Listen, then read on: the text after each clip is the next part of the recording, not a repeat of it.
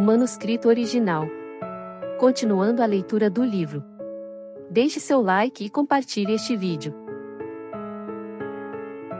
Indo mais fundo na investigação para descobrir a fonte do poder econômico manifestado pelas conquistas de homens de negócios, vamos estudar o caso do Grupo de Chicago conhecido como os Grandes Seis, composto por William Wrigley Jr., dono da empresa de goma de mascar que leva seu nome e cuja renda individual dizem situar-se acima de 15 milhões de dólares por ano, John Rua Thompson, da rede de restaurantes que leva seu nome, Albert Lasker, dono da agência de propaganda Lord e Thomas, Jack.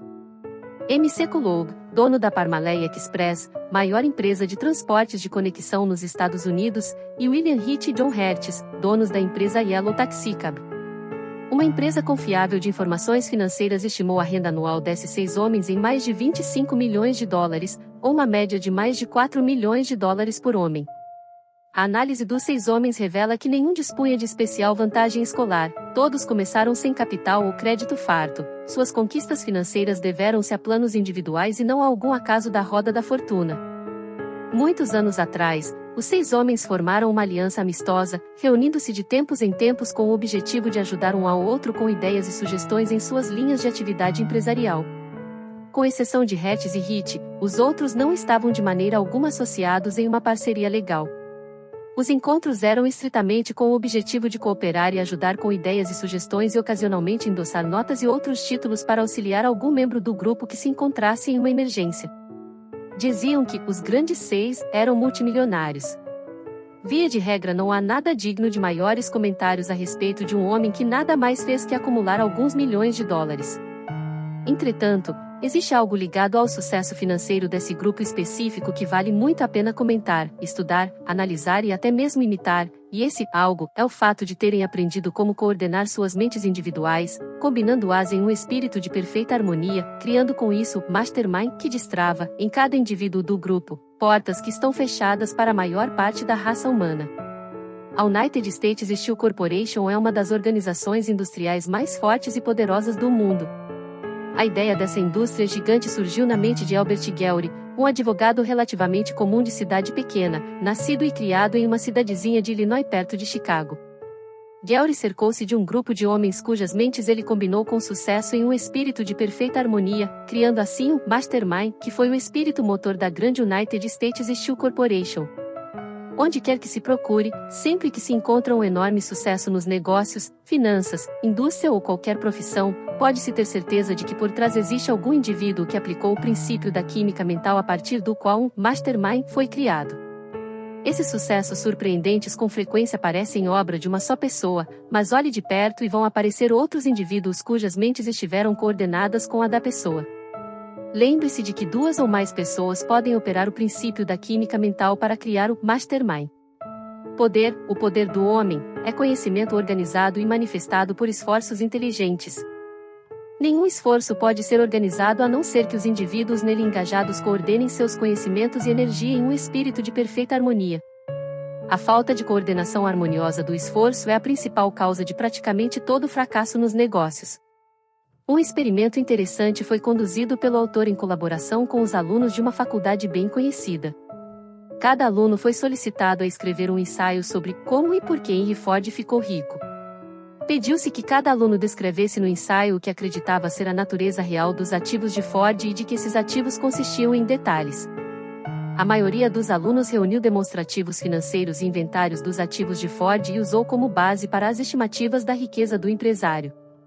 Nessas fontes da riqueza de Ford, incluíram dinheiro em banco, matéria-prima e produtos acabados em estoque, imóveis, edifícios e o valor da marca, estimado em 10% a 25% do valor dos ativos materiais.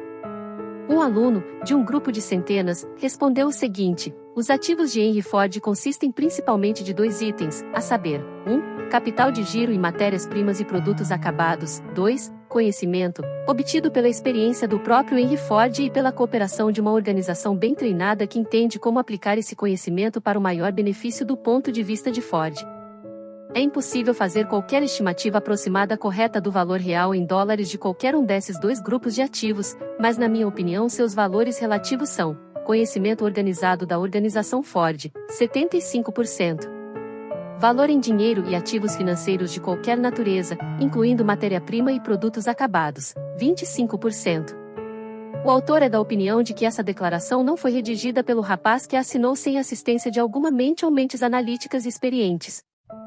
Inquestionavelmente, o maior ativo de Henry Ford era o próprio cérebro.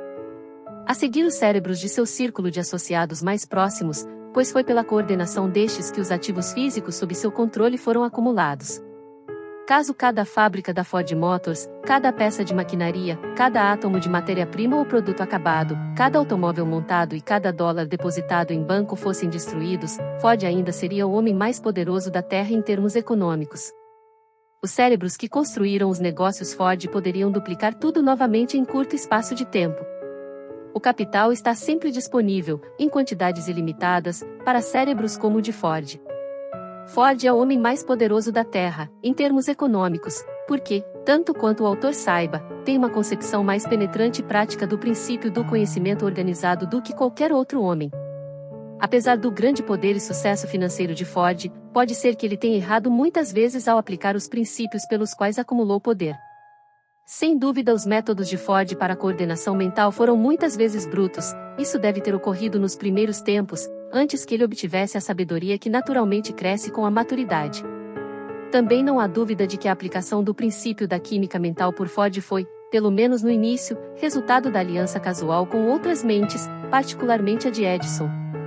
É mais do que provável que a notável perspicácia de Ford sobre as leis da natureza tenha surgido como resultado da aliança amistosa com sua esposa, muito antes de ele conhecer Edison ou Firestone. Muitos homens jamais tomam conhecimento de que a fonte real de seu sucesso é a esposa, devido à aplicação do princípio do mastermind. A esposa de Ford é uma mulher notavelmente inteligente, e o autor tem razões para crer que foi a mente dela, combinada com a do marido, que proporcionou a ele o primeiro passo real na direção do poder. Pode ser mencionado, sem diminuir de forma alguma a honra ou a glória de Ford, que nos primeiros tempos ele teve que combater os poderosos inimigos da falta de instrução e da ignorância em maior grau que Edison ou Firestone, ambos dotados naturalmente da afortunada aptidão para adquirir e aplicar conhecimento. Ford teve que lapidar esse talento a partir de sua tosca situação original. Dentro de um período de tempo incrivelmente curto, Ford dominou 3 dos inimigos mais contumazes da humanidade e os transformou em ativos da base de seu sucesso. Esses 3 inimigos são a ignorância, a falta de instrução e a pobreza. Qualquer homem que consiga deter essas 3 forças e, mais ainda, domá-las e usá-las com proveito, merece um estudo detalhado da parte de pessoas menos afortunadas. Continua no próximo vídeo.